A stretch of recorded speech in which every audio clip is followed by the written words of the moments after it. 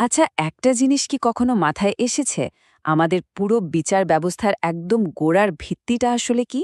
মানে কেউ একজন অপরাধ করলে তাকে শাস্তি পেতেই হবে কেন? প্রশ্নটা শুনতে খুব সোজা মনে হলেও এর ভেতরের উত্তরটা কিন্তু বেশ গভীর আর ইন্টারেস্টিং। তো চলুন না, আজ এর পেছনের বিভিন্ন থিওরিগুলো নিয়ে একটু খোঁজা যাক। প্রশ্নটা কিন্তু খুবই সোজাসাপটা। আমরা মানুষকে শাস্তি কেন দিই? আচ্ছা, কোনো ফর্মাল থিওরিতে যাওয়ার আগে চলুন একবার ভাবি, আমাদের নিজেদের ধারণাটা কি? এটা কি স্রেফ প্রতিশোধ নেওয়া, নাকি সমাজকে সুরক্ষিত রাখার একটা উপায়, নাকি এর পেছনে আরও অন্য কিছু আছে? ওকে, তাহলে চলুন এই বিষয়টাতে একদম ঝাঁপিয়ে পড়া যাক। আমরা প্রথমে বোঝার চেষ্টা করব শাস্তির আসল উদ্দেশ্যটা কি। এরপর দেখব চোখের বদলে চোখের মতো প্রতিশোধমূলক ধারণাগুলো। তারপর আমরা দেখব কিভাবে সেখান থেকে ভবিষ্যতের অপরাধ ঠেকানোর চিন্তাটা এলো। আর একদম শেষে আমরা অপরাধীর সংস্কার বা রিফরমেশনের ধারণা আর আজকের দিনের মডার্ন বিচার ব্যবস্থার যে মিক্সড অ্যাপ্রোচ সেটাও জেনে নেব। তো আলোচনার গভীরে যাওয়ার আগে চলুন একদম বেসিকটা ঠিক করে নিই।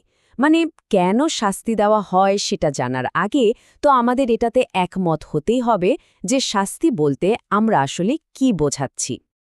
আইন অনুযায়ী শাস্তি বা পানিশমেন্ট হল আইন ভেঙেছে এমন কোনো কাজের জন্য একজন ব্যক্তির উপর যে লিগ্যাল পেনাল্টি দেওয়া হয় সেটাই। এই সংজ্ঞাটা কিন্তু খুব গুরুত্বপূর্ণ, কারণ এটা আমাদের আলোচনার জন্য একটা কমন গ্রাউন্ড তৈরি করে দেয়।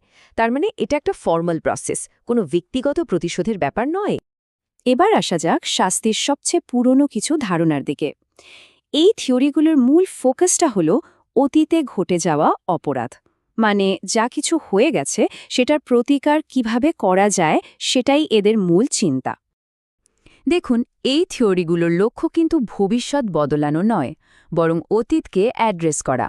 ব্যাপারটা অনেকটা ন্যায়বিচারের দাড়িপাল্লার মতো করে ভাবা যেতে পারে। একটা অপরাধ যেন সেই দাড়িপাল্লার ভারসাম্য নষ্ট করে দেয়, আর শাস্তি দিয়ে সেই ব্যালেন্সটা আবার ফিরিয়ে আনা হয়। আর এটাই হলো প্রতিশোধমূলক তত্ত্ব বা রেট্রিবিউটিভ থিওরির একদম মূল কথা। এখানে বলা হচ্ছে শাস্তি দেওয়া হয় কারণ অপরাধী তার কাজের জন্য এটা ডিজার্ভ করে। এটা আসলে একটা মোরাল ব্যালেন্সের ধারণা, যেখানে একটা অন্যায়ের ফলে যে ভারসাম্য নষ্ট হয়েছে সেটা ঠিক করার জন্য অপরাধীকে তার প্রাপ্য শাস্তি পেতেই হবে। এখন এখানে একটা বেশ ইন্টারেস্টিং ব্যাপার আছে। এই যে রিট্রিবিউটিভ আর এক্সপিয়েটরি থিওরি, দুটোর মধ্যে একটা সূক্ষ্ম পার্থক্য আছে কিন্তু। দেখুন, একটা থিওরি বলছে বাইরের ব্যালেন্স ফেরানোর কথা, মানে অপরাধী যা করেছে তার প্রাপ্য শাস্তি দেওয়া। আর অন্যটা বলছে অপরাধীর ভেতরের অনুশোচনার কথা, যেখানে শাস্তিটা হলো একরকম পাপমোচন বা প্রায়শ্চিত্ত করার উপায়। ওকে, চলুন এবার একটু গিয়ার শিফট করা যাক। শাস্তির ব্যাপারে এখন আমরা এমন কিছু থিওরি দেখব যেগুলো আর অতীত নিয়ে পড়ে থাকে না, বরং ভবিষ্যতের দিকে তাকায়। এদের মূল উদ্দেশ্য একটাই, ভবিষ্যতে যাতে আর অপরাধ না হয় সেটা নিশ্চিত করা। প্রতিরোধমূলক তত্ত্ব বা ডেটারেন্ট থিওরি ঠিক এইভাবেই কাজ করে। ভাবা যেতে পারে এর ৩টা স্টেপ আছে। প্রথমে একজন অপরাধীকে শাস্তি দেওয়া হলো। এরপর সমাজের বাকি সবাই সেই শাস্তির ব্যাপারটা দেখল বা জানল। আর ফাইনালি সেই শাস্তির ভয়টাই অন্যদের ভবিষ্যতে একই ধরনের অপরাধ করা থেকে আটকে রাখে। মানে একটা উদাহরণ তৈরি করা আর কি। এরপর আসছে নিবৃত্তিমূলক তত্ত্ব বা প্রিভেন্টিভ থিওরি। এর লক্ষ্যটা কিন্তু খুবই সিম্পল আর প্র্যাকটিক্যাল।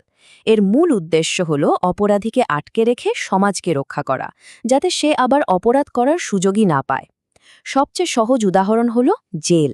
অপরাধীকে জেলে রেখে সমাজের বাকিদের থেকে দূরে রাখা হয়, যাতে সে আর কারো ক্ষতি করতে না পারে। তো এতক্ষণ আমরা প্রতিশোধ আর প্রতিরোধের কথা শুনলাম। এবার আমরা শাস্তির ব্যাপারে তৃতীয় একটা বড় অ্যাপ্রোচের দিকে এগোচ্ছি। এই থিওরিটা শাস্তিকে দেখে একদম অন্যভাবে, অনেক বেশি আশাবাদী আর পজিটিভ একটা দৃষ্টিভঙ্গি থেকে। এটাই হলো সংশোধনমূলক তত্ত্ব বা রিফর্মেটিভ থিওরি। এর মূল কথা হল শাস্তির আসল লক্ষ্য অপরাধীর চরিত্রকে শুধরে দেওয়া, তাকে রিফর্ম করা। এই থিওরিটা অপরাধীকে এমন একজন মানুষ হিসেবে দেখে যাকে শুধু শাস্তি দিলেই বা আটকে রাখলেই হবে না, বরং চেষ্টা করলে তাকে একজন ভালো মানুষ হিসেবে বদলে ফেলাও সম্ভব। আমরা এখন আমাদের আলোচনার প্রায় শেষ পর্যায়ে চলে এসেছি। দেখুন, বাস্তব দুনিয়ায় কিন্তু কোনো দেশের বিচার ব্যবস্থায় শুধু একটা থিওরির উপর ভর করে চলে না, বরং আজকের দিনের মডার্ন সিস্টেমটা হলো একটা পাজালের মতো। এতক্ষণ আমরা যে আলাদা আলাদা থিওরির টুকরোগুলো দেখলাম, সেগুলোকে একসাথে জোড়া লাগানোর একটা চেষ্টা। এই যে কম্বিনেশন থিওরি বা সমন্বয় তত্ত্ব, এটাই হলো সেই বাস্তবসম্মত সমাধানটা যা বেশিরভাগ মডার্ন জাস্টিস সিস্টেম ব্যবহার করে।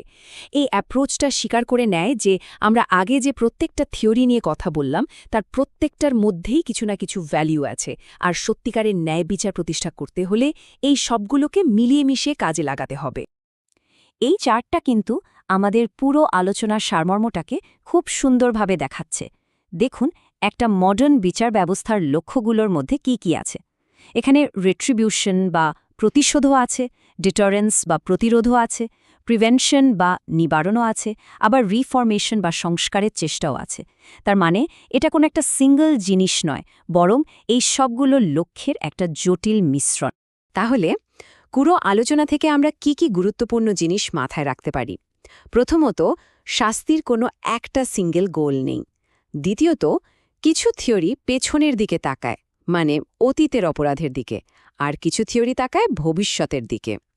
তৃতীয়ত, মডার্ন সিস্টেমগুলো এই সব কিছুর মধ্যে একটা ব্যালেন্স করার চেষ্টা করে। আর এই ব্যালেন্সের ধারণাটা বুঝতে পারাটা জাস্টিস সিস্টেম নিয়ে যে কোনো আলোচনার জন্য খুবই জরুরি।